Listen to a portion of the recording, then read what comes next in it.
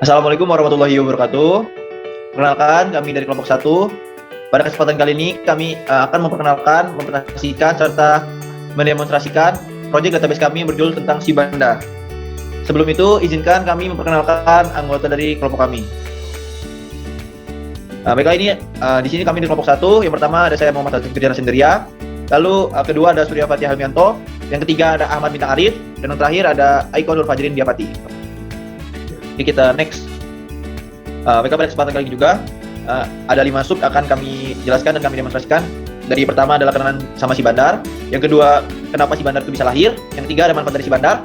Keempat, di balik layar Sibandar atau cara pembuatan dari Sibandar sendiri. Dan yang terakhir adalah demonstrasi atau bagaimana cara Sibandar itu digunakan atau dimanfaatkan. Maka yang pertama, kenalan sama Sibandar yuk. Sibandar adalah aplikasi berbasis web yang membantu bendahara sehingga proses pembukuan dapat berjalan konsisten dan sistematis karena proses pembukuannya dibantu oleh sistem database yang telah dibuat. Kita next. Yang kedua ada kenapa Sibandar bisa lahir. Pada umumnya, bendahara melakukan pembukuan secara manual yang ditulis di buku khusus. Pembukuan secara manual rentan mengalami kekeliruan atau kesalahan dalam penulisan, sehingga data-data yang ada tidak valid dan malah membingungkan atau bahkan merugikan suatu instansi. Kita bisa next. Ketiga ada manfaat dari Sibandar. Manfaat Sibandar sendiri ialah aplikasi berbasis web yang dapat membantu bendahara sehingga proses pembukuan dapat berjalan konsisten dan sistematis. Karena proses pembukuan itu dibantu oleh sistem dan database yang telah kami buat. Selanjutnya akan dijelaskan oleh teman saya, rekan saya, Surya, dipersilahkan. Oke, cek masuk. Ini ada di balik layar Sibandar. Nah, balik layar Sibandar yang pertama ini ada IRD dan skema relasionalnya dari Sibandar sendiri. Untuk IRD di sini ada kita bisa dilihat ada 4 entitas. Entitas pertama ada user, ada saldo, ada transaksi, dan ada item. User memiliki saldo, kemudian saldo digunakan oleh transaksi, user juga melakukan transaksi, dan user memiliki item, juga transaksi akan membeli item. Jadi untuk user sendiri di sini mempunyai primary key yaitu username, kemudian atribut lainnya ada password, nama acara atau organisasi, dan masa jabatan. Terus untuk saldo di sini ada primary key dan foreign key yang mengambil dari username-nya si user karena dimiliki oleh saldo itu dimiliki oleh user. Kemudian kalau untuk transaksi ini ada primary key yaitu kode transaksi, kemudian atribut-atributnya di sini ada foreign key yang akan mengambil username dari user juga. Dan kemudian untuk yang terakhir ada item ini ada primary key dan foreign key-nya dari kode transaksi yang ngambil dari transaksi. Kemudian untuk foreign key yang lain ada 2 foreign key di item, itu ada username juga yang akan mengambil dari user. Jadi untuk skema relasionalnya akan seperti ini ya. Kita lihat ada saldo ngambil dari user, item ngambil dari user, terus ada transaksi ngambil dari user, terus ada item kode transaksi ambil dari kode transaksi ya. Mungkin itu saja IRD dan skema relasional dari Sibandar. Selanjutnya akan dijelaskan untuk codingannya oleh Ahmad Bintang. Silahkan. Oke, jadi saya akan menjelaskan codingan dari Sibandar. Jadi kita ke VS Code-nya. Jadi file awalnya itu adalah config, di mana config ini akan menghubungkan database kami dengan database kami ke Visual Code ini. Jadi nantinya ke index. Jadi indeks ini adalah halaman awalnya yang mana akan bisa diakses setelah melakukan login.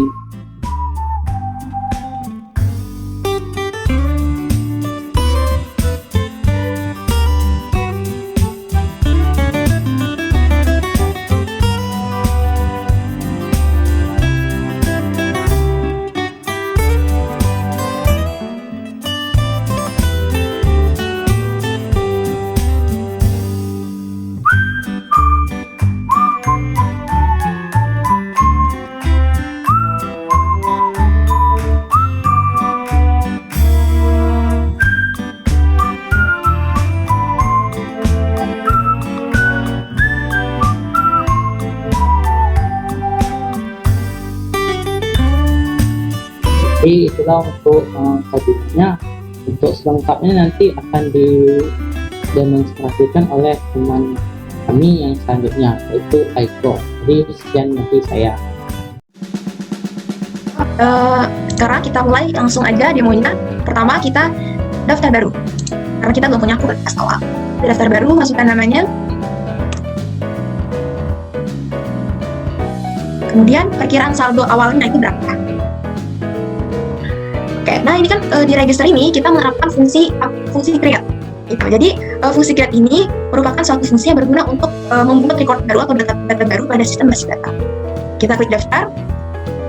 Nah, dari situ kita login, masukin ke username sama password yang udah kita daftarin. Kemudian kita klik login.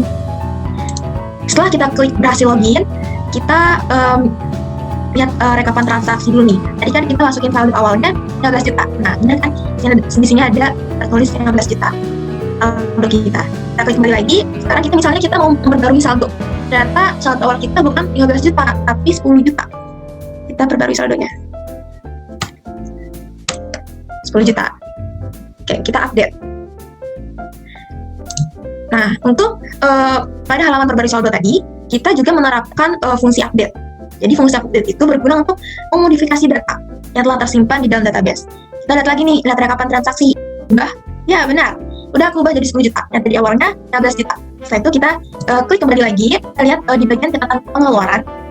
Misalnya kita ingin mengeluarkan dana untuk kegiatan IT Today.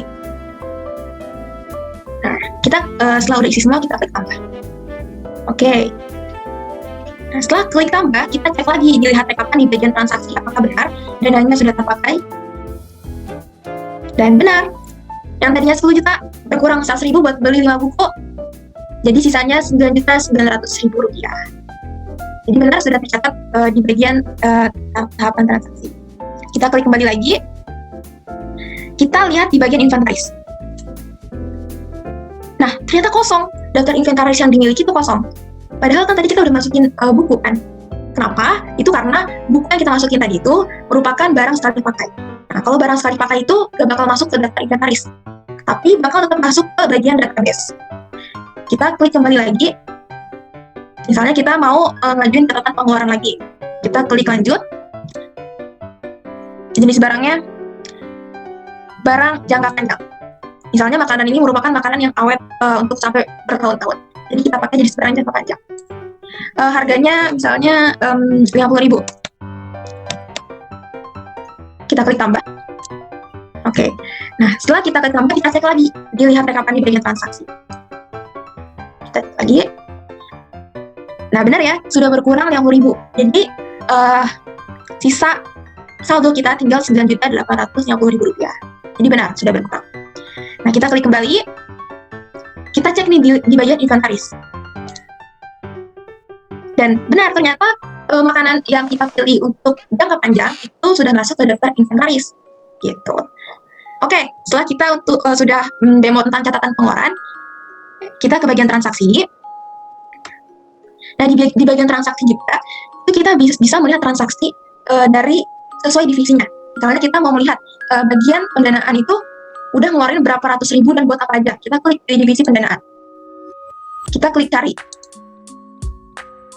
Nah, di sini muncul bagian divisi pendanaan itu atas nama Ifki pada tanggal 21 Desember itu beli buku sebanyak 100.000. Jadi bagian lihat transaksi ini menerapkan fungsi read. Fungsi read ini mirip seperti fungsi search. Jadi bisa mensortir, kita mau lihat transaksi apa yang udah dilakukan sama divisi pendanaan. Oke, dan yang terakhir, kita bisa juga memanfaatkan fungsi delete atau hapus di bagian hapus transaksi. Misalnya kita mau hapus transaksi pendanaan, kita klik hapus dan sisa saldo kita nggak jadi berkurang 100.000 gitu. Jadi akhirnya sisa saldo kita kembali lagi ke 9.950.000 karena misalnya si istri tadi itu nggak jadi beli buku, pas udah ke tokonya bukunya nggak ada stoknya gitu. Akhirnya dia kembali lagi uang yang nggak jadi beli. Kita bisa pakai fungsi delete di bagian situ. Jadi dananya bakal kembali lagi, sisa saldonya jadi kayak awal lagi sebelum bukunya dibeli. Kalau udah semuanya udah didemonstrasikan, kita bisa juga untuk logout, jadi bisa keluar dari akun ini. Oke. Sekian demonstrasi aplikasi website Si Bandar, si pembantu bendahara yang telah kami kembangkan untuk mencatat seluruh pengeluaran dan inventaris dari acara maupun organisasi yang dikelola. Sekarang lebih cepat, aman, dan terpercaya. Selanjutnya saya kembalikan kepada Firza. Oke, baiklah, terima kasih teman-teman semua yang sudah memperkenalkan, mempresentasikan, serta mendemonstrasikan tentang Database Project kita tentang Si Bandar. Baiklah, mungkin itu saja yang dapat kami presentasikan serta demonstrasikan. Saya mewakili teman-teman saya meminta maaf apabila ada kesalahpahaman atau kekurangan dari kami. Semoga juga apa yang telah kami buat dapat bermanfaat bagi banyak orang nantinya. Saya akhiri, wassalamualaikum warahmatullahi wabarakatuh.